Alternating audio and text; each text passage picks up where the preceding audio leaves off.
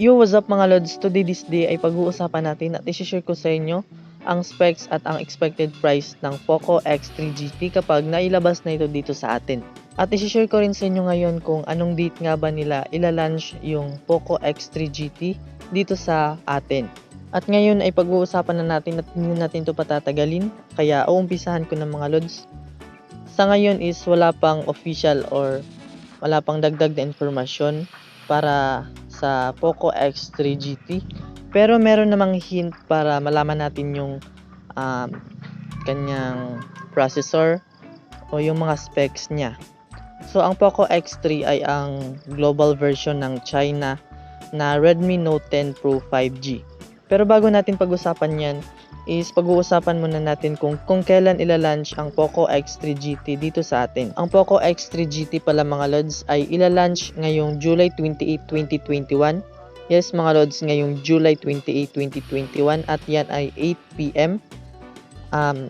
Abangan lang natin mga lods kapag 8 PM. Pwede tayong manood sa kanilang launch live yan. Launch event nila sa Poco X3 GT. So ngayon nga ay pag-uusapan tungkol sa Poco X3. So ang Poco X3 GT nga ay global version ng China na Redmi Note 10 Pro 5G. Kaya maybe pwede silang magkapareho ng processor at ng mga specs. So ang Redmi Note 10 Pro pala ay mayroong 6.6 inch FHD Plus LCD screen. So baka maging ito rin yung size ng kanyang size ng smartphone.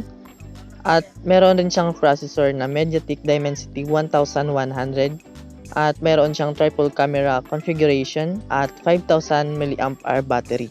So pwede ring maging ganito yung specs ng Poco X3 GT kapag na-launch na ito dito sa atin at naibahagi na nila yung full information. At ang expected price niya mga lods ay hindi na tayo medyo lalayo. So meron siyang expected price na 13 to 15,000 pesos, or kung tataas man siya baka nasa mga 17 or 18, pero sana nga nasa 13 to 15,000 para hindi siya masyadong mabigat.